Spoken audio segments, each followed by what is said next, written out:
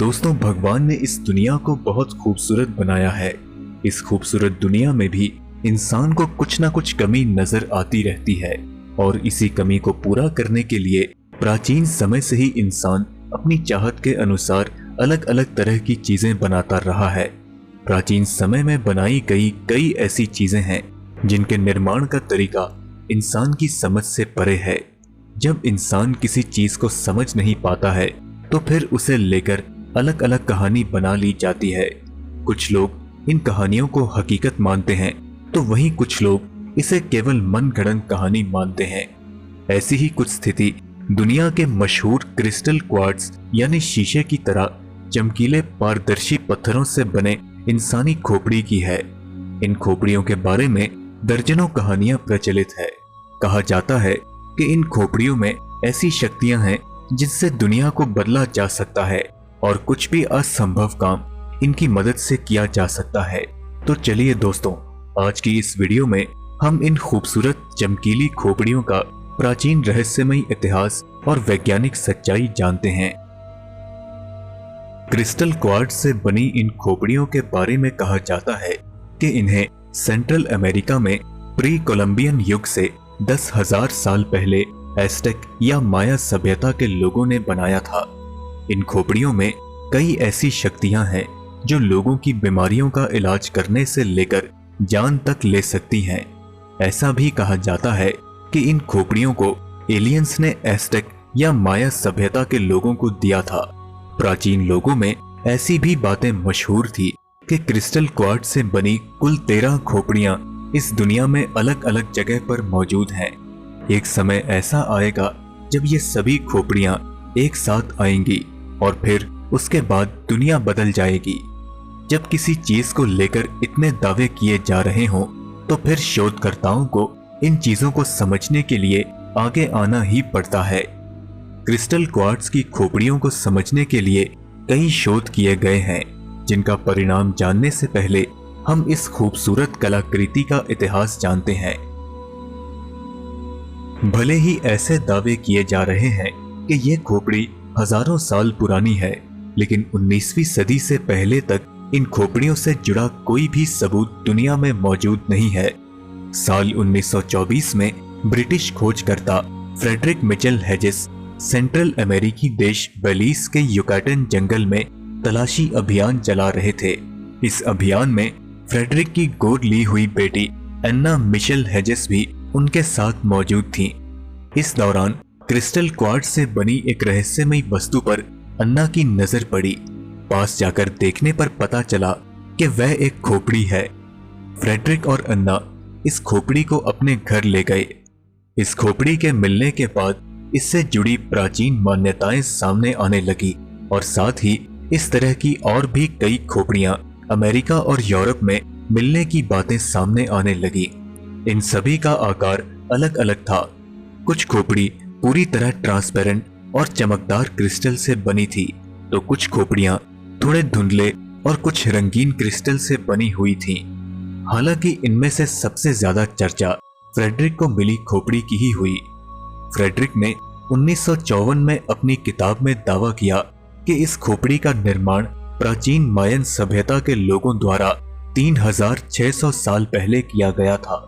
Frederick के अनुसार ये खोपड़ी सजा देने के लिए इस्तेमाल होती थी। उनका कहना था कि जिन लोगों ने इस खोपड़ी का मजाक उड़ाया उनमें से ज्यादातर लोगों की मौत हो गई और वहीं कुछ लोग गंभीर रूप से बीमार हो गए।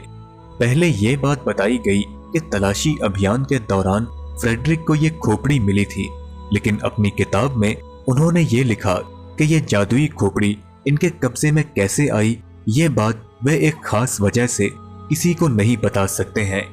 फ्रेडरिक की मौत के बाद उनकी बेटी इस खोपड़ी को लेकर दुनिया की सैर करने लगी और लोगों को इसकी शक्ति के बारे में बताने लगी। वह इस खोपड़ी के साथ कई टीवी शोज में भी शामिल हुई हैं। अन्ना की मौत के बाद उसके पति बिल होमैन ने 2007 में इस खोपड़ी को रिसर्च के लिए national museum of natural history के एंथ्रोपोलॉजिस्ट जेन मैकलेरन के हवाले कर दिया। ब्रिटिश म्यूजियम में भी क्रिस्टल क्वार्ट्ज से बनी एक खोपड़ी मौजूद है, जिसे 1881 में यूगेन बॉबन नाम के एक शख्स ने ढूंढा था। बॉबन के अनुसार ये खोपड़ी मेक्सिको के एस्टेक सभ्यता के समय की है। बॉबन ने इसे जॉर्ज नाम के एक शख्स के हाथों बेच दिया और आगे जॉर्ज ने भी इसे किसी और के हाथों बेच दिया और आखिर में साल 1897 में ब्रिटिश म्यूजियम ने इसे एक नीलामी में खरीद लिया। पेरिस में भी एक क्रिस्टल क्वार्ट्ज से बनी खोपड़ी मौजूद है जिसका आकार ब्रिटिश म्यूजियम और फ्रेडरिक द्वारा खोजी गई खोपड़ी से बड़ा था और इसे भी यूगेन बॉबन ने ही ढूंढा था।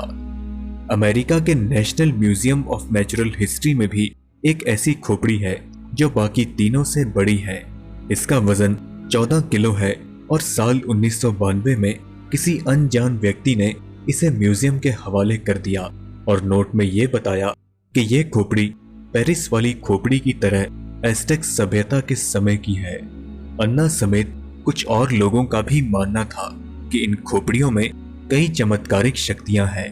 अन्ना ने बताया था कि इस खोपड़ी की मदद से कैंसर का इलाज किया जा सकता है, किसी की जान भी ली जा सकती है और यहाँ तक कि भविष्य में भी देखा जा सकता है। उसने ये भी दावा किया कि जॉन एफ कैनेडी के हत्या के बारे में उसे इसी खोपड़ी से पता चला था। शोधकर्ता ब्रुनवेलो मेल्चेस्टेक के अनुसार इन खोपड़ियों में मायन सभ्यता के समय के विद्वान लोगों की आत्मा बसती है। उनका कहना है कि जब सही समय आएगा तब लोगों को इन विद्वानों की जरूरत पड़ेगी और तब ये जरूर आएंगे। वैज्ञानिकों द्वारा इन सभी खोपड़ियों पर अलग अलग रिसर्च सेंटर में रिसर्च किए गए हैं। जितनी भी खोपड़ियां थी इन सभी में एक चीज सामान्य थी कि इनका निर्माण नॉर्थ अमेरिका की प्राचीन सभ्यताओं के लोगों ने किया था। लेकिन जब फ्रेडरिक द्वारा खोजी गई क्रिस्टल क्वार्ट्ज खोपड़ी की ultraviolet light, high powered light microscope और इलेक्ट्रॉन माइक्रोस्कोप से जांच की गई तो पता चला कि इन्हें बनाने में हीरे की हाई स्पीड कार्विंग मशीन का उपयोग किया गया है, जबकि प्राचीन औजारों से इन्हें बनाना बिल्कुल भी संभव नहीं था। रिसर्च का परिणाम ये निकला कि इन्हें 1930 के आसपास बनाया गया था और फ्रेडरिक ने इन्हें एक नीलामी में सिडनी बर्नी नाम के एक आर्ट डीलर से खरीदा था। British museum, national museum of natural history और पेरिस के म्यूजियम में रखी गई खोपड़ियों पर किए गए रिसर्च का परिणाम भी यही रहा कि इन्हें आधुनिक मशीनों द्वारा 19वीं सदी के आसपास ही बनाया गया है।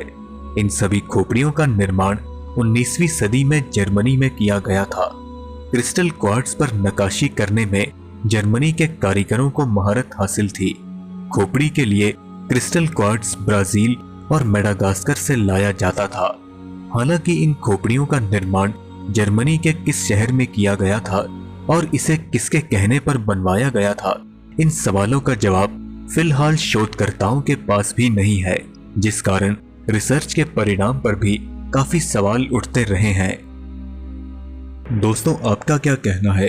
क्या इन खोपड़ियों का निर्माण वाकई में प्राचीन सभ्यता के लोगों ने किया था या फिर इन्हें 19वीं सदी में आधुनिक मशीनों द्वारा बनाया गया था? क्या इन खोपड़ियों में वाकई में कोई चमत्कारिक शक्ति थी या फिर ये केवल एक मनगढ़ंत कहानी है? हमें कमेंट करके जरूर बताएं। अगर आपको ये वीडियो पसंद आई तो इसे लाइक करें और अपने दोस्तों के साथ शेयर भी करें। हम आपके लिए इस तरह की दिलचस्प वीडियोस लगातार लाते रहेंगे, इसलिए आप हमारे चैनल मिस्टीरियस जर्नी हिंदी को सब्सक्राइब करना ना भूलें और साथ ही साथ नीचे दिए गए बेल आइकन को भी दबाना ना भूलें, जिससे कि आप हमारी आने वाली हर वीडियोस की नोटिफिकेशंस पा सकें।